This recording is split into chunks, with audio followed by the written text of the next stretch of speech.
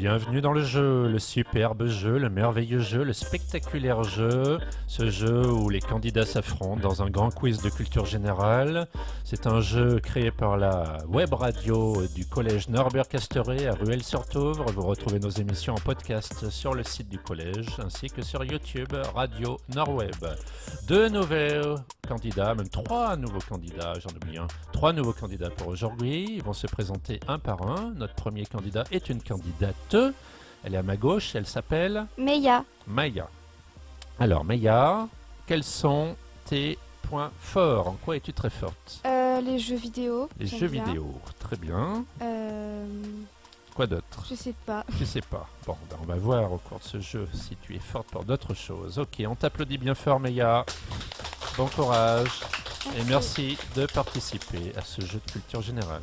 Deuxième candidate, Je m'appelle Salma. Salma. Même question que pour Meia. En quoi es-tu très forte?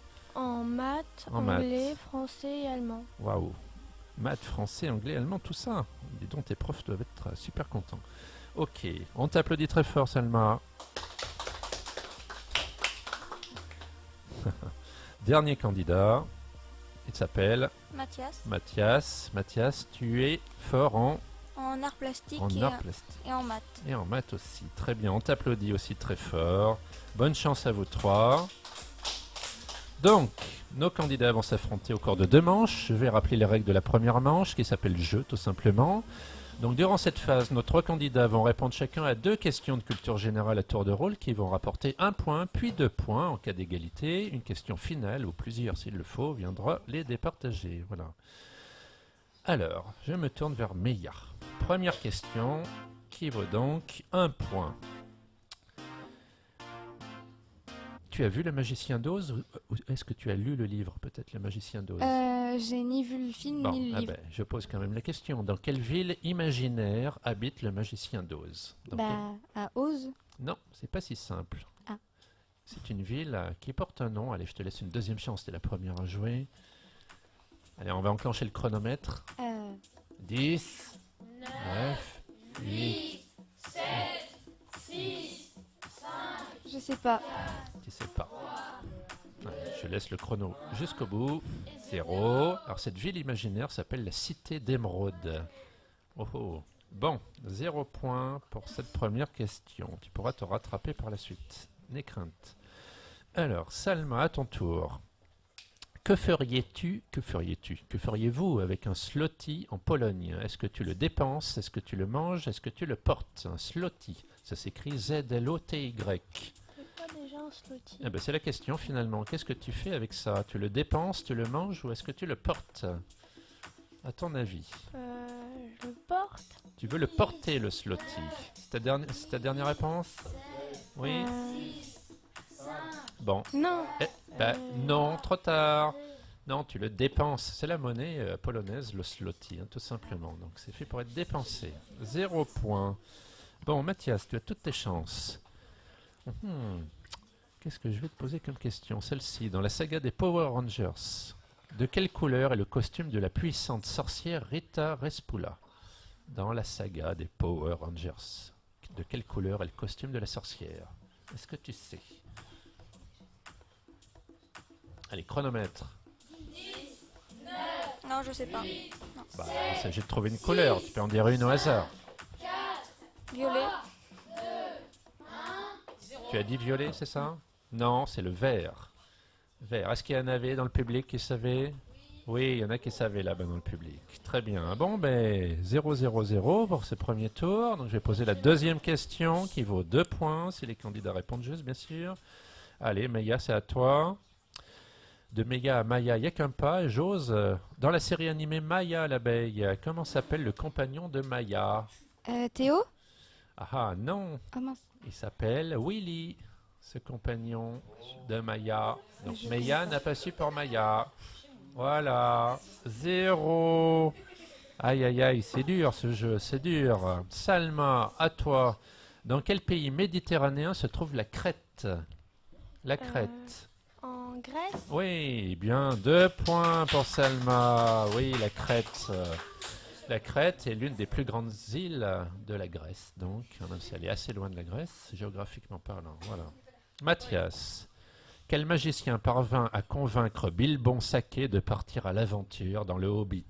Comment il s'appelle ce magicien? Gandalf. Oui, Gandalf. Voilà, 2 points pour Mathias, on t'applaudit. Ben, je crois que c'est très clair. On a nos 2 candidats pour la deuxième manche. On a donc Salma et Mathias. Bravo. On les applaudit.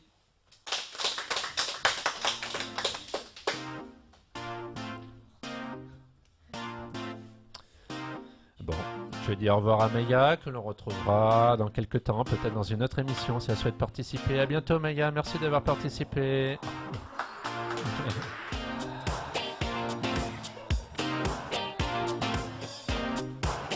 Alors on se retrouve pour la deuxième manche. C'est le grand thème.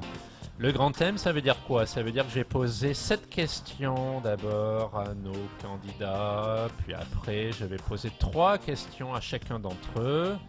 Et donc, pour les 2 candidats, la possibilité de marquer un maximum de 10 points. Si jamais ils sont vraiment très très forts et qu'ils sont ex aequo, je poserai des questions subsidiaires tout à l'heure. Donc aujourd'hui, le thème, ça va être art et littérature. Et un peu d'histoire aussi. Voilà, pour votre peine. Je commence par qui entre vous deux? Salma ou Mathias? À votre avis? Ah, Salma me désigne Mathias. Je vais donc commencer par Mathias, qui a l'air ravi. Alors, Mathias, c'est parti. Quelle pierre a aidé les archéologues à déchiffrer les hiéroglyphes? Est-ce que tu sais comment s'appelle cette pierre? Elle porte un nom, celui qui l'a découvert en fait. Les hiéroglyphes, c'était compliqué à déchiffrer. Hein. C'est Champollion, un Français, en 1822, qui y est arrivé. Et pour ça, il a utilisé une pierre où les hiéroglyphes étaient traduits en quelque sorte dans des langues qu'on connaissait déjà. Est-ce que tu connais le nom de cette pierre? Non. Non, je ne sais pas. Est-ce que quelqu'un connaît ça dans le public ou autour? Est-ce que d'abord, Salma, tu sais répondre? C'est la pierre d'argile. Non, c'est pas la pierre d'argile. Je dis, ça porte le nom de quelqu'un, oui? La pierre de Brousse. Non, pas la pierre de Brousse. Ah, c'est une question difficile, hein. Alors, je reconnais. Cette pierre, elle porte le nom d'un monsieur qui l'a découvert tout simplement, c'est la pierre de Rosette. Elle porte le même texte en hiéroglyphe, en égyptien démotique et en grec. Donc comme on connaissait déjà le démotique et le grec, on a pu, par jeu de comparaison, arriver à commencer à traduire les hiéroglyphes comme ça. Voilà. Bon, question pas simple du tout, hein, je reconnais. Bon, je pose une deuxième question. Alors celle-ci, vous allez pouvoir répondre tous les deux. Question de rapidité.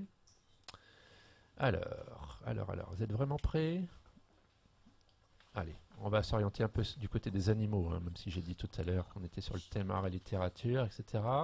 Lequel de ces animaux n'est pas utilisé pour sa laine? La chèvre, le koala, l'opossum ou le yak? Lequel n'est pas utilisé pour sa laine? La chèvre, le koala, l'opossum ou le yak? L'opossum. Toi, tu dis opossum. Mathias, Pareil. tu dis opossum aussi? Non. La bonne réponse est le koala, évidemment. Est-ce qu'on va utiliser la laine du koala? Non. Voilà. Bon, 0 pour cette deuxième question. Allez, je continue sur des questions auxquelles vous pouvez répondre tous les deux.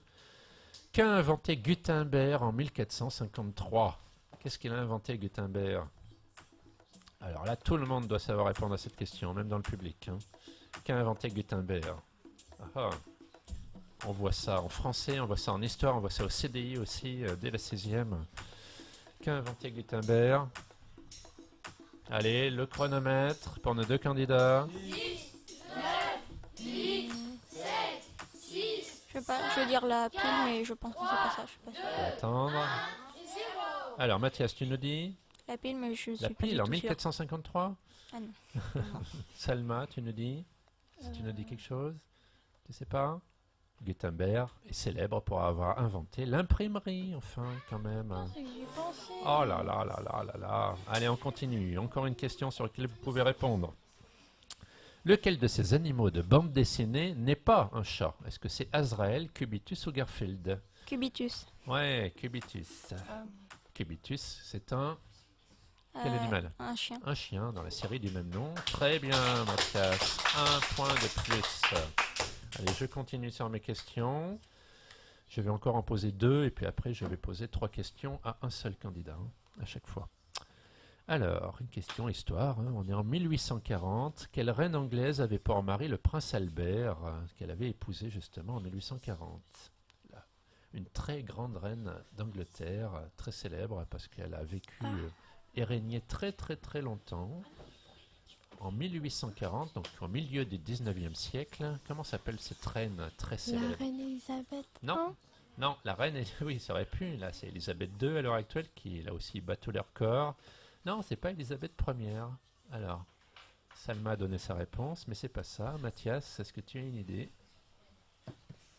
Allez, un petit chronomètre pour mettre un peu de pression à Mathias. 10. Ou peut-être Elisabeth. 9. Elisabeth. Non. même pas.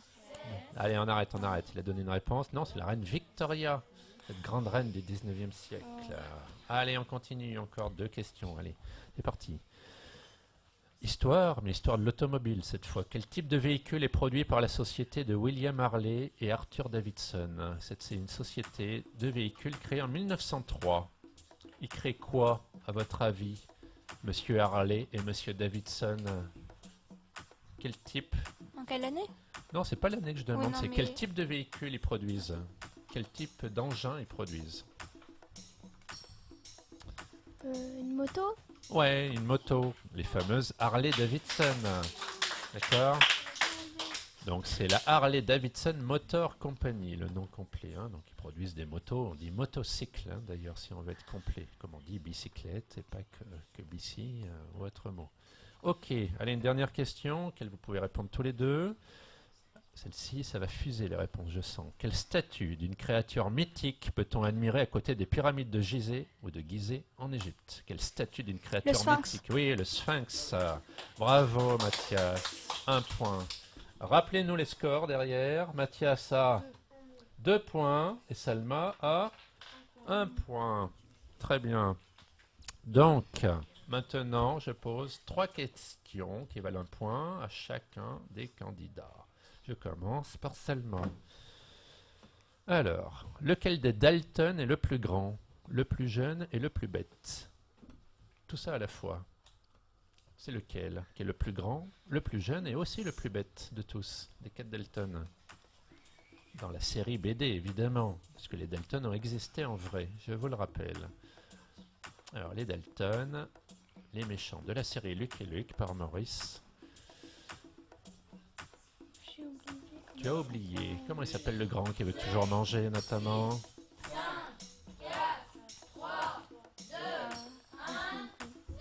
C'est Avrel, le plus grand. Allez, autre question. Selon la légende, comment s'appelait le cheval que seul Alexandre le Grand est parvenu à dompter? Est-ce qu'il s'appelait Bucéphale, Tornado ou Rocinante? Est-ce que c'était Bucéphale, Tornado ou Rocinante? Ah. Ouais. Bucéphale? Oui. C'est ça que tu dis? Oui, c'est ça, ouais, bravo. 1 point. Est-ce que tu sais qui sont Tornado et Rocinante? C'est les chevaux de qui, ça? Tornado, c'est le cheval de... Il signe son nom à la pointe de l'épée. Tornado, c'est le cheval de Zorro. Enfin, et Rocinante, alors là c'est plus compliqué, c'est pour ceux qui ont fait l'espagnol. Rocinante, c'est le vieux cheval tout maigre de Don Quichotte. Oui, Don Quichotte, chevalier à de la Manche. La région qui s'appelle la Manche, hein, pas la Manche du vêtement. Ok. Bon, allez, une dernière question peut-être? Sur quel pays les dynasties Tang, Ming ou Song ont-elles autrefois régné? Sur quel pays ces dynasties ont-elles régné, à ton avis? Les Tang, les Ming ou les Song? La Corée. Non, pas la Corée, mais la Chine, tout simplement. Bon, bou. Bon, alors, Salma, tu as marqué en tout 1 point, donc tu as 2 points en tout. Mathias a déjà 2 points, me semble-t-il. S'il marque un seul point sur les 3 questions que je lui posées, il gagne. T'es prêt, Mathias? Oui. Tu es prêt. Alors, lequel de ces dinosaures n'était pas herbivore? N'était pas, hein? Le gigantosaure, le stégosaure ou le tricératops? Lequel n'était pas herbivore, donc ne mangeait pas d'herbe? Le gigantosaure, le stégosaure ou le tricératops? Le stégosaure? Non, c'est le gigantosaure. D'accord? Les 2 autres, stégosaure et tricératops, sont des herbivores. Ok. Autre question. Que fête-t-on chaque année le 14 février?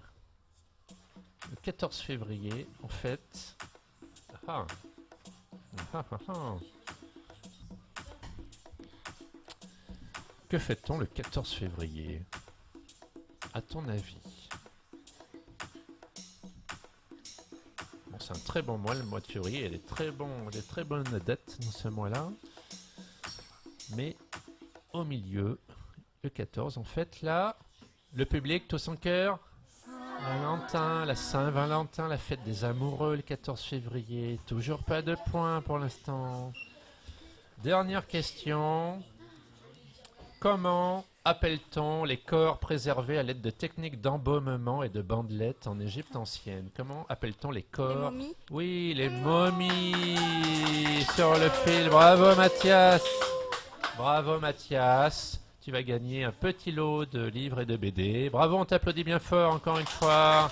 Tu es le gagnant de cette émission. Bravo, bravo, on te retrouvera bientôt face à un autre champion. Allez, à très vite, à très vite, à très bientôt pour une nouvelle émission de l'incroyable jeu, du fantastique jeu, du merveilleux jeu. À très vite.